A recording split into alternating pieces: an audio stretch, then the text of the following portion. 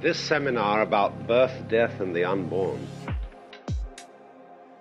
is going to be a discussion of the Buddhist philosophy of change. And I'm going to start out by going into the very tricky and difficult question of the Buddhist view of birth and death and the doctrine which is ordinarily understood as reincarnation or rebirth. It's a curious thing that many Westerners who become interested in Hinduism or Buddhism do so because of this idea of reincarnation. They like it. It gives a more satisfactory vision of individual history and development than the two possibilities that would normally be open to Westerners to believe in. On the one hand, you've got the choice of the Christian view, which is that you live in this world once, and in this 80 years and 10, your eternal fate is settled. Or you've got the possibility of the materialistic view, which is that you only live once, and when you're dead. That's that. You're a flash of consciousness between two eternal darknesses. Intelligent people in the Western world have never felt very happy about either of these two prospects.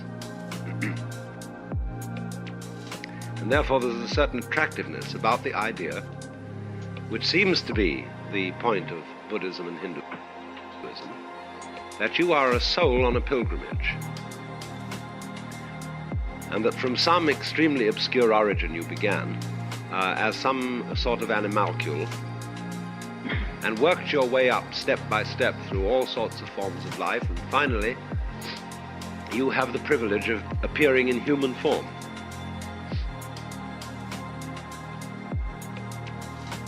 And once you've got there, you have an opportunity to develop to the highest spiritual position. You must remember that according to both Hindu and Buddhist doctrines, the human form is a very privileged position. For there are, according to both of them, because they share a common cosmology, 6 domains of beings. And if you visualize the wheel of life with its 6 divisions, at the highest, top division, there is the realm of the Deva. Deva is a word from which we get the word divine, and equally the word devil. Deva means, though, originally a god, or more correctly, an angel. Angel is a better Western translation of Deva than God. Immediately opposite the Deva world, at the bottom of the circle, there is the Naraka world of beings in torment, of the absolute, this is the dimension of the world which is the screaming memes, which is experience in the form of horror.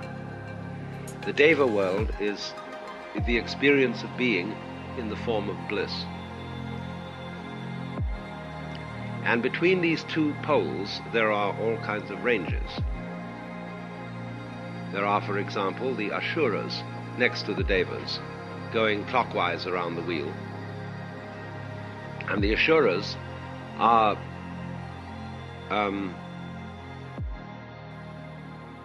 they are wrathful beings. Ashura is the incarnation of divine anger. Then next to the Ashura going around are the animals, all animals whatsoever.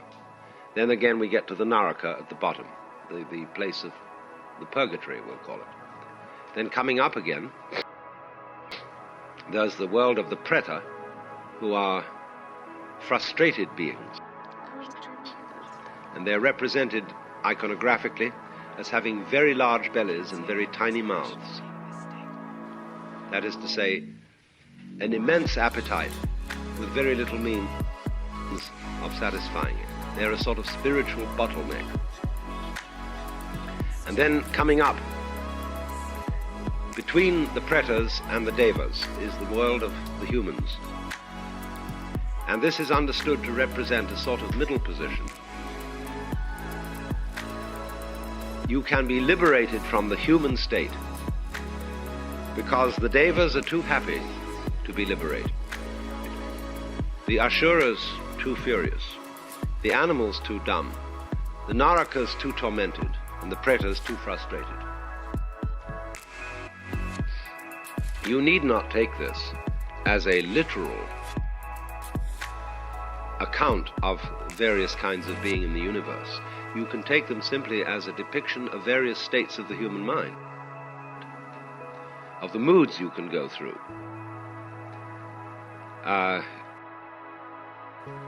They're all really in your own head, as we shall see later on about many other things. But these are the 6 worlds of Hindu and Buddhist cosmology. And the notion is that one reincarnates again and again through the 6 worlds. This is the popular idea. In other words, if you live this human life in a bad way, and you become angry,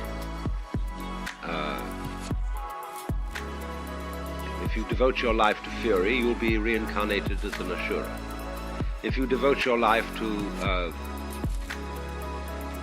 merely living for back and belly, you'll be reincarnated as an animal.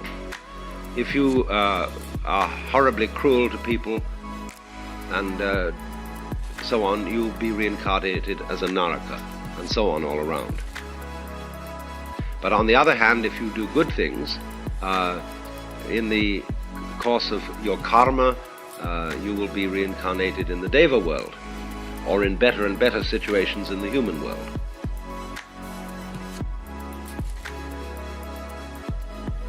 That's the popular understanding. And Westerners, many of them think, well, that's great, because this opens up vast vistas of future development. We can go on in future lives working out our destinies, and we can also love to think about who we were before. When you fall in love with somebody, did you meet before in some past life? Is this the working out of a karma that is between you? And it's very interesting. But the funny thing is that Hindus and Buddhists who do believe in rebirth do so not because they like it, but because they feel they have to accept it as a hard fact. And the whole task of the work of sadhana, or spiritual practice and discipline, is to get out of it. So it always strikes me, it's very funny that Westerners take this up because they find it comforting. But Easterners are always trying to get away from being reborn. It was so funny once, Joseph Campbell told me a story, that he was sitting with a Vedanta Swami, one of these Vedanta Society Swamis. And the Swami was saying, oh dear me, he said, you know, really, the idea of rebirth is so wonderful. He said, I think this is the most comforting notion. And Joe said to him, Swami, don't be a damn fool. What are you talking about? The idea of rebirth being so comforting. Don't you realize that that's what you're supposed to get away from?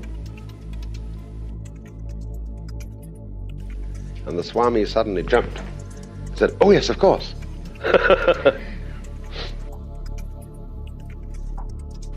It was like I once had a talk with a Swami, and he was arguing, you see, that behind all the multiple forms of this world, there was only one single divine principle. And he was going on about this. I said, Swami, you can't talk like that. You know very well that the Brahman, the ultimate reality, isn't one. Because one has an opposite, which is many, and Brahman has no opposite. You should speak of Brahman as the non-dual. And again, he said, you talk just like a Hindu.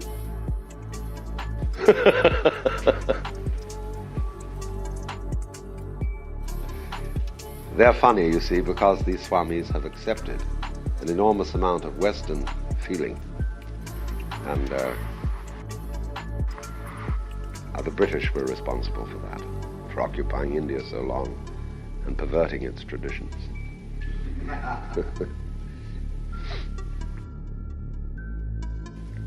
Now, it is so curious, all this, because in Buddhism, there still prevails an idea of rebirth, very strong among all Buddhist countries, and yet Buddhism explicitly denies that there is any individual reincarnating soul. You see, in Buddhism there is a doctrine which is called the 3 signs of being. And these 3 signs of being, well, I should more correctly say the Sanskrit word is bhava, B-H-A-V-A, and that means becoming rather than being. Bhava is from the basic root, I think, B-H, which is connected with growth. So bhava, becoming, the process of change, has 3 signs. One is called dukkha, D-U-H-K-H-A, dukkha. In Sanskrit means frustration.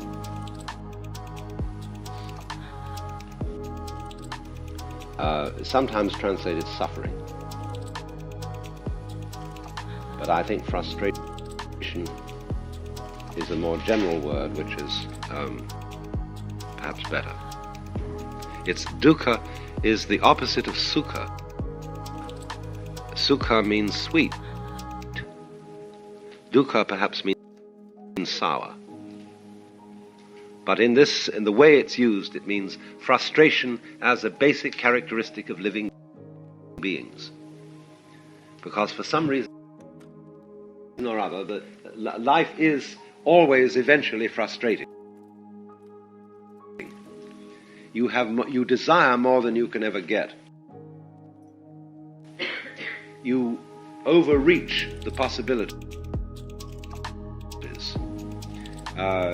And so to every being, death comes as a collapse and as something unfortunate. The next sign of being is called anitya, A-N-I-T-Y-A in Sanskrit. Anitya, which means impermanence. The opposite word being nitya, eternal. So anitya is everything is in flux.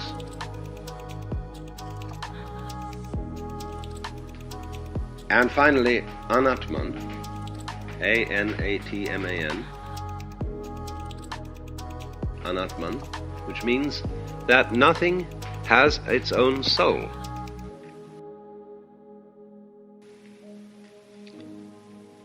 Now that's sounds to a Christian a terrible idea. Because we use the word soulless, or we say to a person, you have no soul, which means you have no finer feelings. You're not a human being. Because Christian theology did distinguish between humans and animals by saying that animals have no soul. Idiots have no soul. They've lost their soul.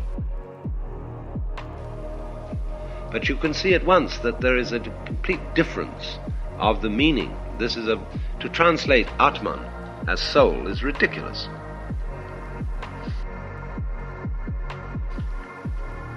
Anatman means, basically, that nothing exists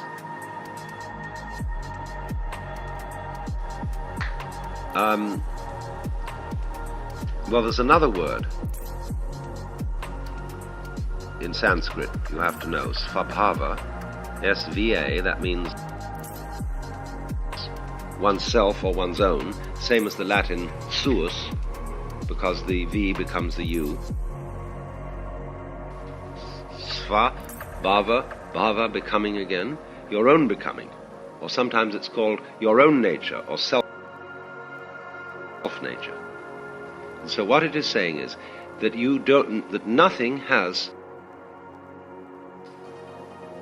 any real svabhava, because no individual thing of any kind exists except in relation to all the other things.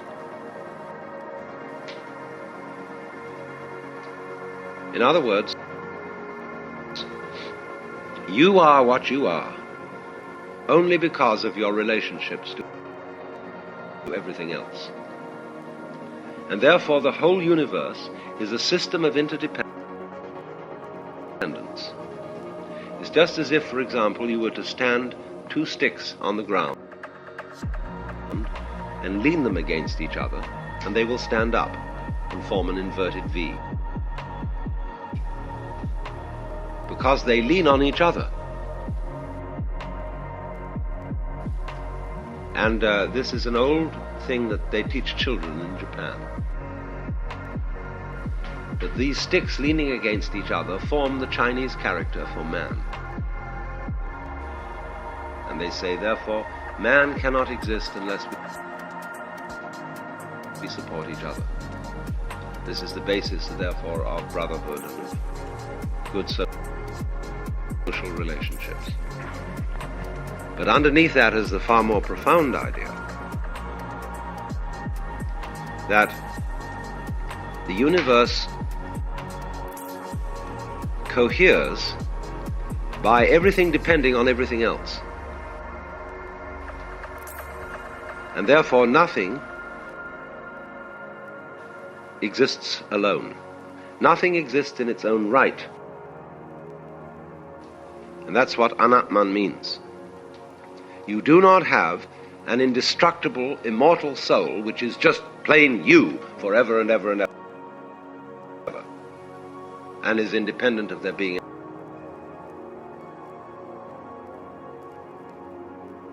anything else at all. Also, though, this does go along with the idea that there is not some kind of etheric double, astral body, what have you, which outlasts the existence of the physical body and migrates to the next incarnation.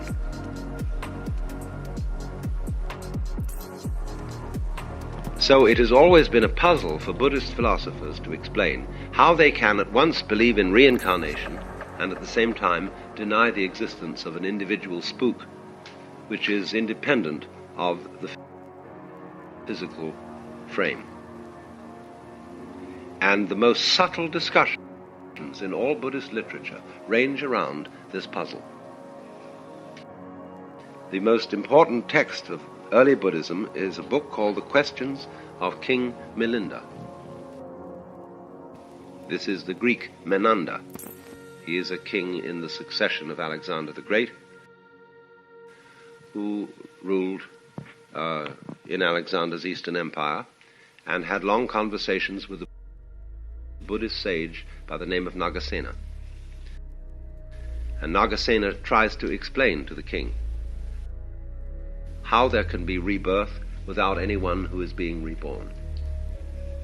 And so this is the problem to which we address ourselves. How can there be a continuing process without anything carried along by it? And you will recognize at once that the problem is very largely semantic. Because it involves our whole idea of continuity.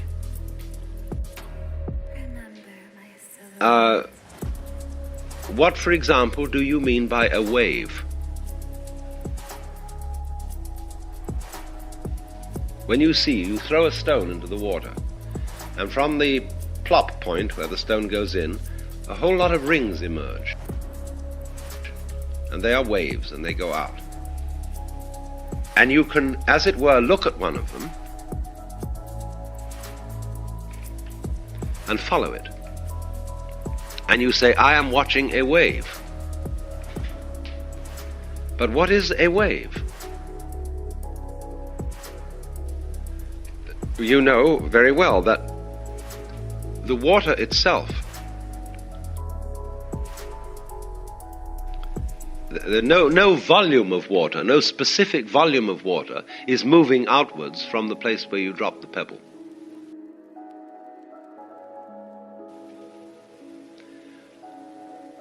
The water is staying quite still so far as lateral motion is concerned. But the water is moving up and down. And these up and down movements create the illusion of a thing called a wave that goes along. Similar to the illusion when you watch a barber's pole revolving. It seems to be a procession of something that keeps going up from the bottom of the pole to the top. But actually it's just going around.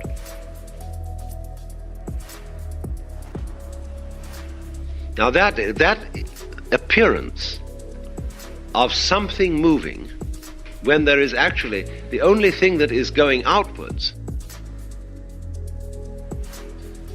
is motion. And motion is about as abstract as you can think. This is the whole root of the Indian idea of Maya, of the world as Maya, as a construct, as something which, shall we say, exists only in your mind.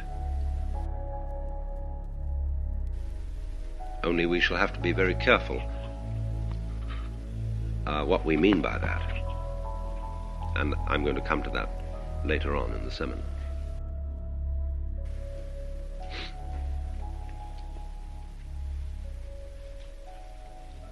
So here is the point. You are delivered from rebirth,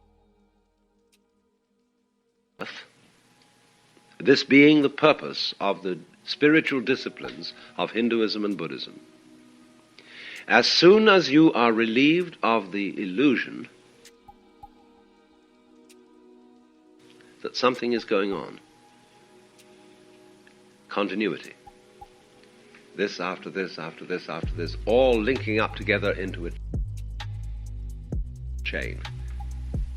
In the famous Zen text called the Platform Sutra, attributed to Huineng, the sixth patriarch, there is a passage which says, if we allow our thoughts, past, present, and future, to link up into a series, we put ourselves under restraint.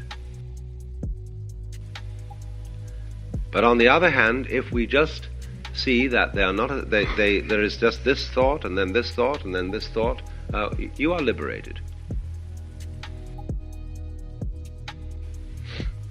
This is an idea which is taken up by T.S. Eliot in his poem The Four Quartets.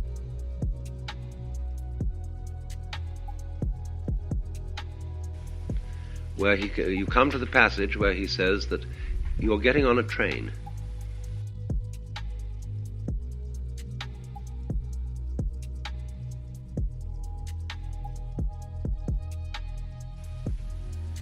And you've settled down in the compartment with your newspaper.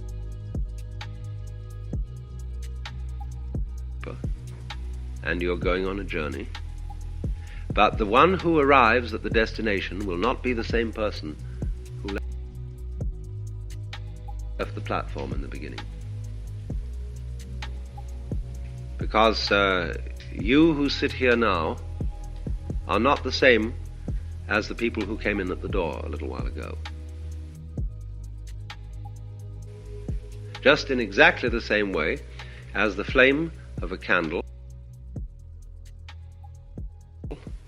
appears to be a constant flame, which we can identify as a thing.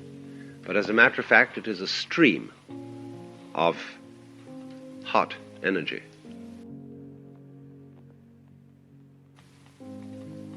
Which is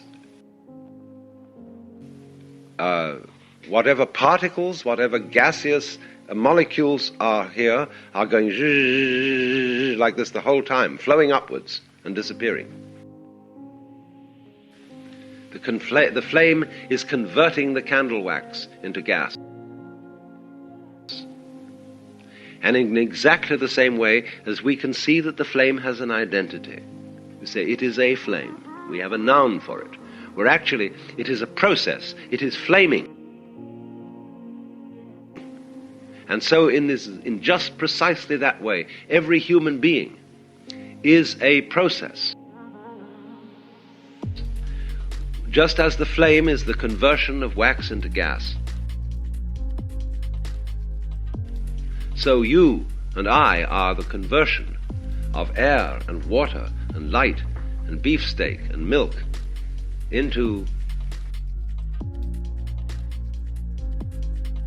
shit, and which again converts into something else. We are the flowing vibration through which all this goes, and not for one moment are we the same. So then, the meaning of the Buddhist doctrine is that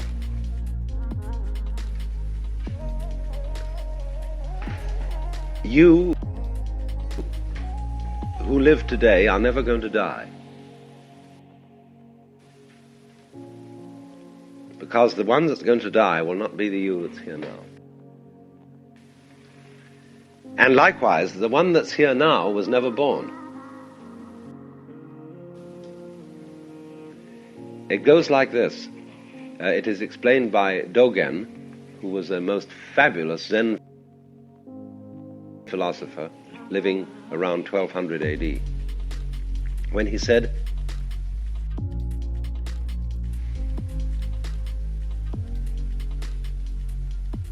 the spring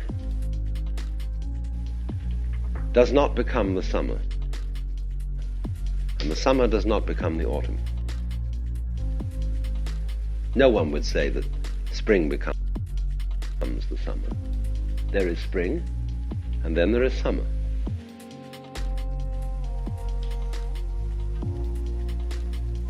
And he said in the same way, when you burn wood, there are ashes, but the wood does not become the ashes.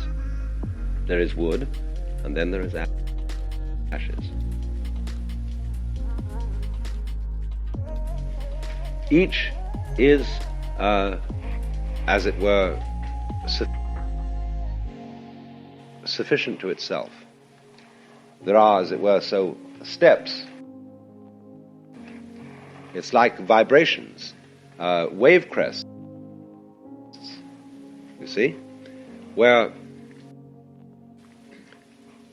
the water doesn't move, you see. The water doesn't move laterally. So in this sense, by analogy, the spring does not become the summer. But by watching it, you in your mind impose motion on the up and down of the water. And so you say, the spring becomes the summer. So likewise, you say, the baby becomes the adolescent, becomes the man, becomes the crone, becomes the corpse. And the Buddhists say no. These states follow in the same way as the apparent motion of a wave. And so the word to the wise is, live the moment you're in. There is no other place to be. You will not die, and you were never born. If you realize, if you see through the illusion. Now this may sound as if one were creating a theory of the universe, which is what you might call atomistic, discontinuous. It is saying the universe is nothing but point instants. And it all comes down to that, you see? This is an extension of the Western philosophy of nominalism. Nominalism is opposed to realism. The nominalists argue against the realists' point of view, which is realists say there is such a thing as mankind. Mankind is a reality, and every individual human is a special instance of a real, universal substance called man. The nominalists argue this is abstraction and nonsense. There is no such thing as mankind. There are only individual people. And of course this has become in the 20th century the ascendant point of view. There is not really such a thing as the United States of America. That is a political abstraction. There are just the people who live here. But if you take nominalism to its logical conclusion, you get to the point where you don't exist at all. A human being? Well, there is no such thing as a human being. It's an abstraction. All there is the molecules that are the cells which infest your bones. And dissolve those further into the nuclear particles, and you can say, well, that's all there is, you see. There are just these things. But then you suddenly begin to realize there is no end to that way of thinking. Because you can always, given imagination and given instruments of sufficient subtlety, subdivide any unit of existence, of motion, of energy, into further subdivisions, further units of measurement. And say, well, that we get more real as we get smaller, you see? That's simply saying that the smaller things are the more real things. Well, that's a ridiculous argument, because you can play it exactly in the opposite direction. You can say, oh, no, since all small things only exist relatively, that is to say, in relation to each other, the only real thing is the big thing. So all those small particles are relatively unreal. The only thing that is real is the whole universe. And that's so big that nobody can conceive it. So do you see, all philosophical argument is a game, playing with people arguing with each other in words, playing up and down the scale of arguing as to which level of bits, collections of bits, all bits whatsoever, which one is real. I've noticed a very funny thing in observing with my experiments with psychedelics, that psychedelic conversations are absolutely perfect examples of what is going on and always has been going on in philosophy. People start talking with each other, having very animated conversations about nothing at all, except the processes of grammar. In other words, let's imagine a conversation in which nothing specific is mentioned. No proper names are used, no proper nouns, nothing is being referred to whatsoever.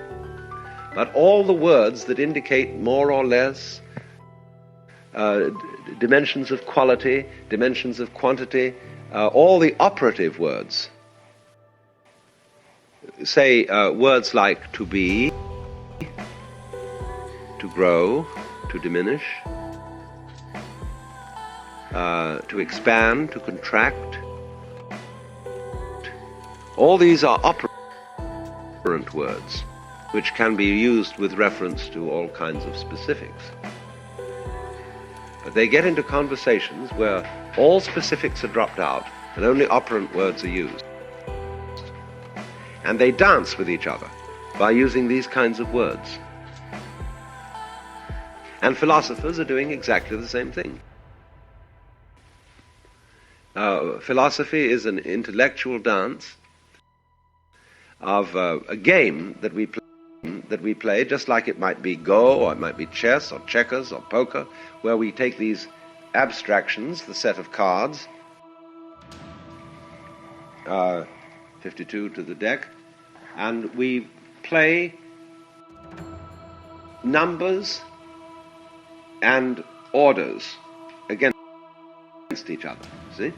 Well, philosophers do just the same thing in all their arguments. And you say, well, isn't that kind of silly? Well, maybe it isn't. Because life itself, biology, is the same thing.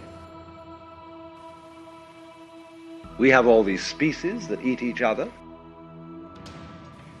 and come on in different shapes and different forms and so on, and there's a contest going on all the time to prove whether the cats are more powerful than the mice or the humans than the rats, and this constant thing is going on, but it is the same kind of bubble-de-bubble-de-bubble.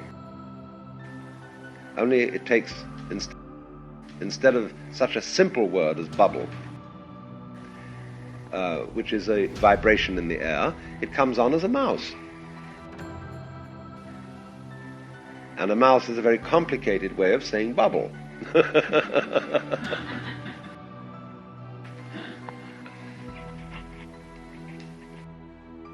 And so in all this, you see, when you get a game going of this kind, there comes the point of what you might call emotional investment. When you feel that the outcome of this particular feature in the game is urgent. See, this matters. And do you see that that's what we mean by matter?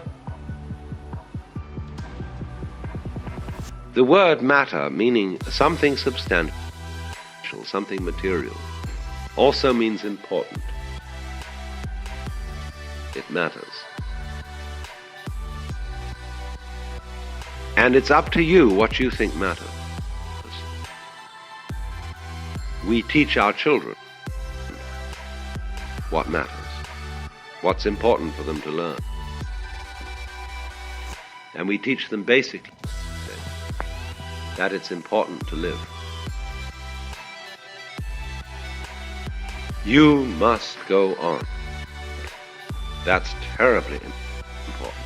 When you get a schizophrenic child or a Mongolian, so-called Mongolian idiot, these children don't realize that it's important to go on, and they don't give a damn. And they are very happy. But from our point of view, incompetent, unadapted to society, useless, because they don't understand why it's necessary to go on living. They're just going to have a ball where they are. And generally what we would say, goof off. And in a way, every being in this world is torn between going on and goofing off.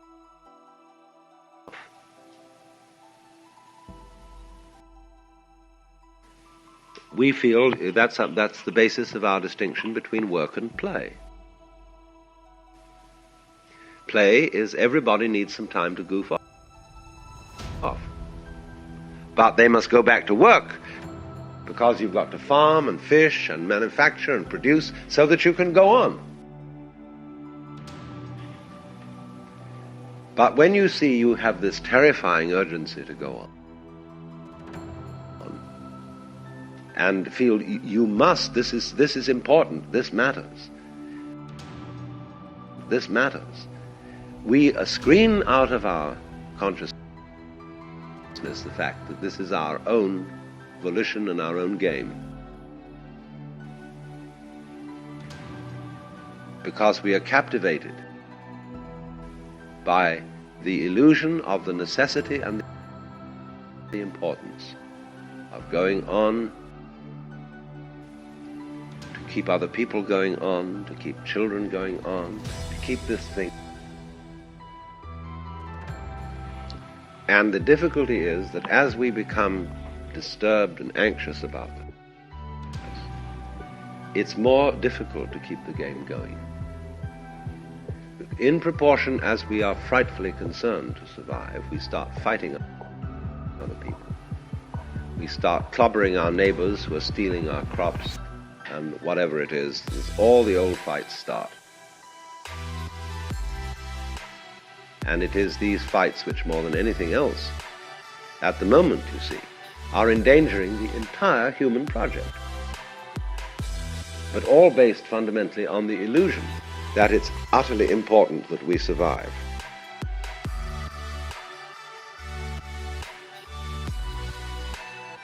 A little while before he died, Robert Oppenheimer said, "It's perfectly obvious that the whole world is going to hell. It's going to blow up. There is no way, that it can be stopped except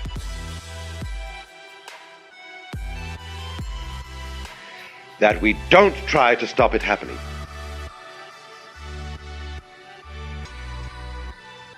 Because you see the panic. What's going to happen if this bomb goes off? See? This, more than anything else, will make it go off.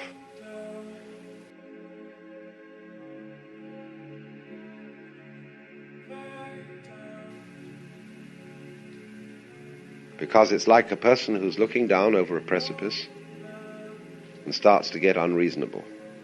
He's terrified to fall over it, and therefore suddenly all the strength goes out of his fingers and his legs get wobbly, and he's ready to fall, simply because of his fear of falling.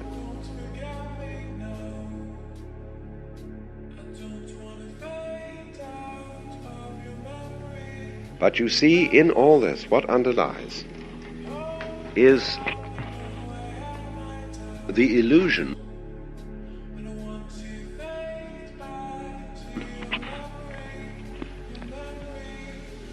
that I am going on, that I constitute a real continuity from this moment to the next moment, to the next moment, to the next moment. What are you afraid of losing when you die?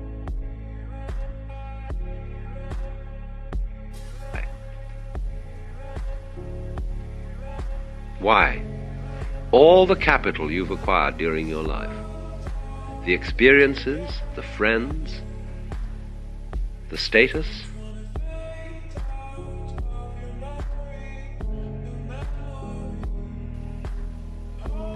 the skills, everything that you remember would be destroyed ordinarily when you die.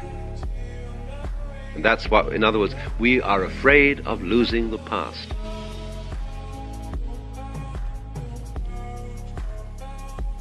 Now it's perfectly obvious to me that when you die, yes, everything that you've acquired as an individual, and stored in your brain is dissolved and distributed. But at the same time, it is equally obvious that you are not going to, that when you die, there won't be, following the moment of death, everlasting nothingness.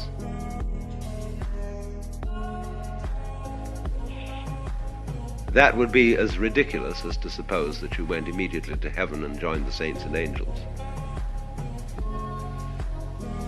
The point is that when you die,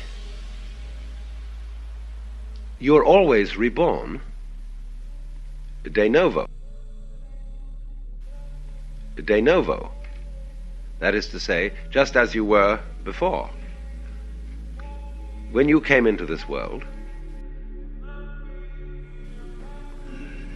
there gradually arose into being the sensation of I. And it stays there a while, it goes through a development, and then it drops off.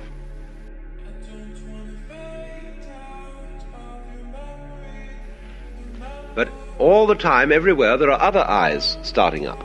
See? Whether they be human, animal, anything you like. They be in other galaxies, etc. Always, they're starting up. Now, you would say, there is no connection between them. No, in the same way, there is no connection between the molecules in your hand. And yet you say it is a hand.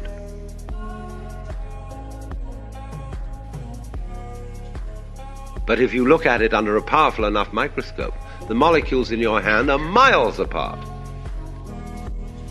And you would say there's no connection between them. What's the connection between this galaxy and other galaxies? Well, we can't see any connection. And yet there are gravitational swings whereby they respond to each other and move in a certain collective order. So in a very similar way, the constant appearance of beings who feel that they are I constitute a wave motion.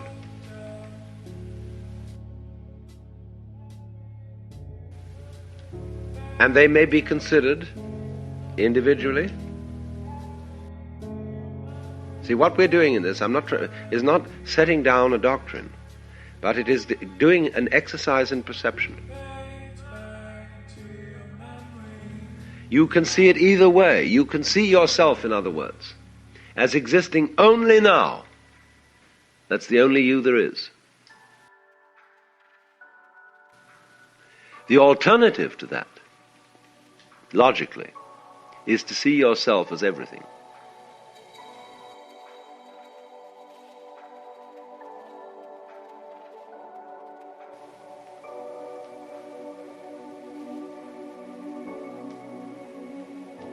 Either it must be that you exist, bingo, like that. You're a point instant, bong. You know, if you go into the Fillmore Auditorium and dance, they turn on a stroboscopic light, going very rapidly, brilliant light, on and off, on and off, on and off, on and off. And it seems that everybody is all the time going in and out of existence. See? See? Now, in a way, that's a kind of exemplification of the truth that we are vibrations, and that everything does go on and off, on and off, on and off, all the time. So the only real thing is the moment of on, where you are now. Got it? Lost it. Got it? Lost it. Got it? Lost it. See? That's the only thing that's real. That's one pole. The other pole is the view that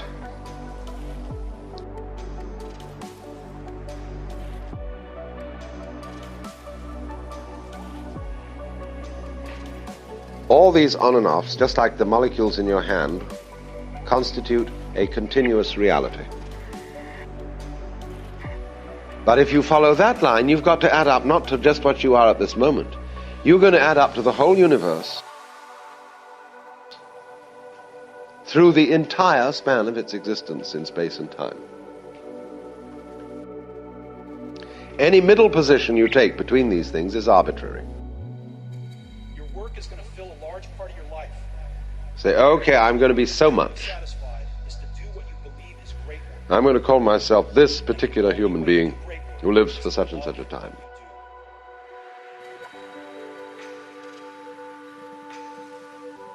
Okay. That's the way you want to play the game. That's the rules you've been told. And if you want to get attached to that and hung up on that, you're going to say that matters.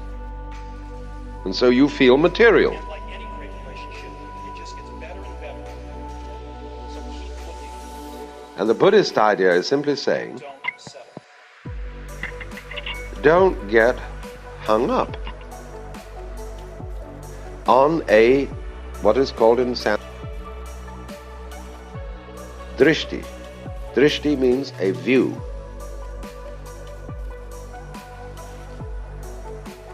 A particular way of looking at things. You say, that's, looking at it from this point of view, this is the way it seems to me to be, and I'm going to stick for that. I'm going to get hung up on that. That is the meaning of attachment. So in Sanskrit, the word sakaya drishti means the view of separateness. The view that the separation of a certain bundle of wiggles taken out of the total wiggliness of all that there is me. And another bundle of wiggles is very definitely you. And to get stuck on that, you see, and therefore to start a fight about it, therefore to start crying and weeping and gnashing of teeth all about this thing being real, see, that is what these people are trying, all these Buddhist sages and Hindu sages, to get people off that hang-up.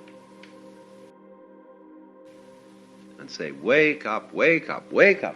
Don't you understand the whole thing's an illusion?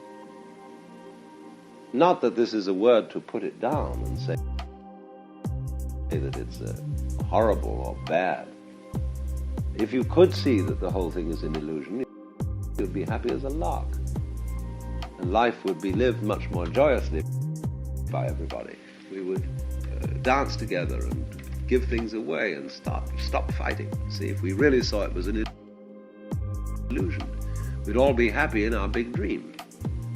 But we are constantly saying to ourselves, and we are saying to our children, it's real. God damn it, it's real. And death is going to be awful. And sickness is going to be horrible, you see. It's real, and you better watch out. See, you can say, people say to me, you can say as a philosopher that all this thing is, you can talk this way because you're sitting in a comfortable place, you've got plenty to eat. But you watch, when the thing hits you, you'll laugh the other side of your face.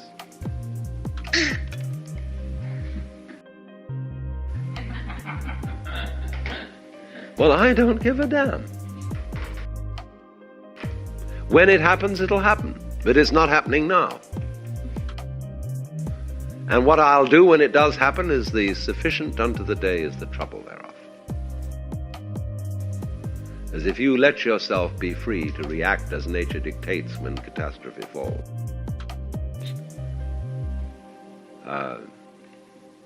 you'll be okay.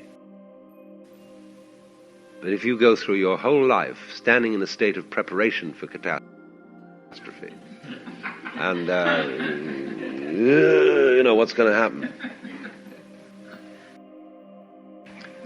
you just torment yourself and get ulcers and rotting of the brain long before it's necessary for that to happen. In this seminar on birth, death, and the unborn, we've been discussing the Buddhist philosophy of change,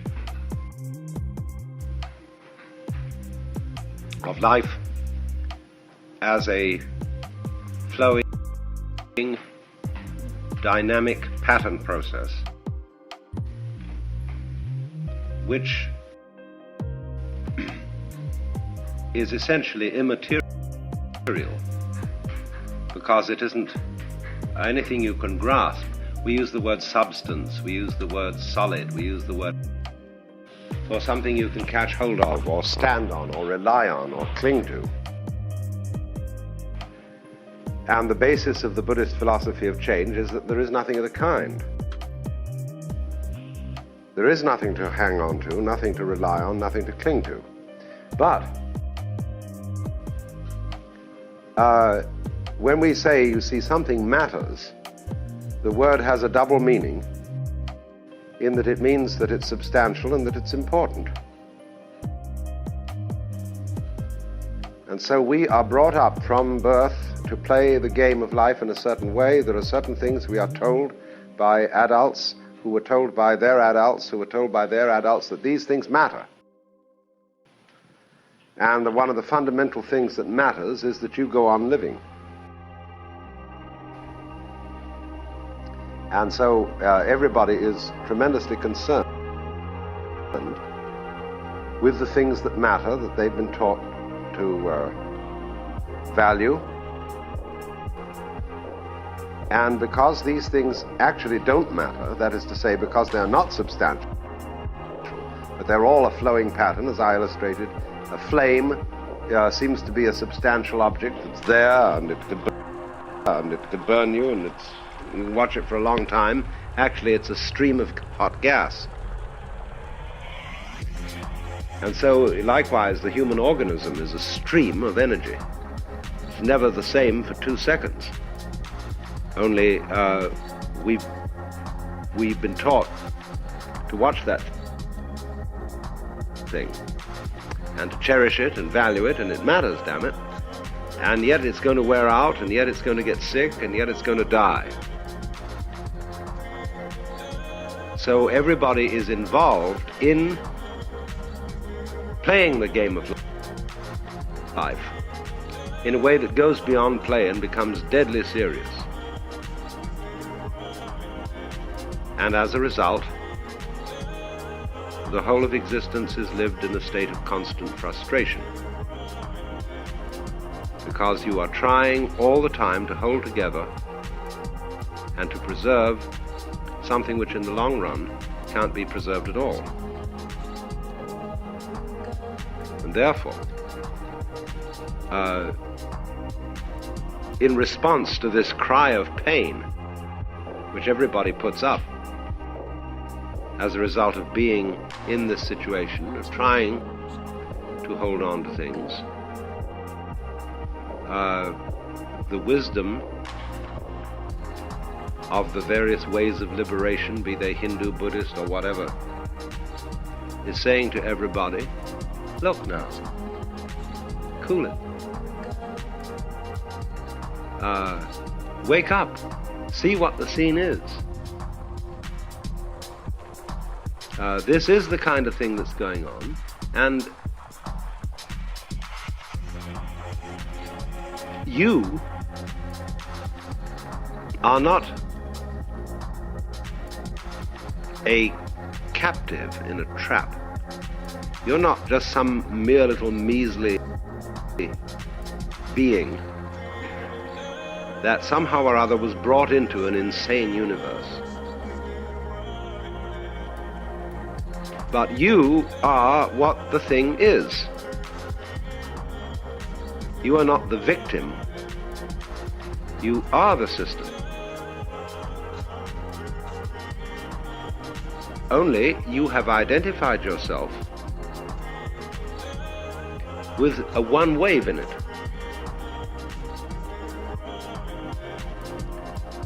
And have forgotten that you are one with the whole energy that's going on. But what you're doing is you have got a particular wave, that is to say a particular accumulation of memories,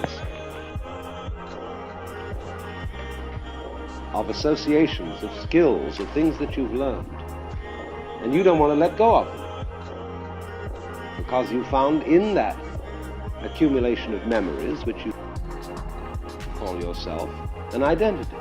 So you know where you are, or think you do. But actually, you don't need to be anywhere. Where is the universe? You know, think up an answer to that one. And so the question, where is the universe, is really ultimately the same question as where are you?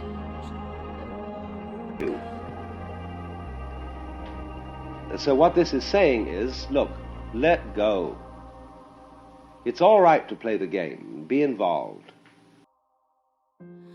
and work out the various intrigues, problems, creative projects, and so on that life involves. That's fine. But if you get involved in it so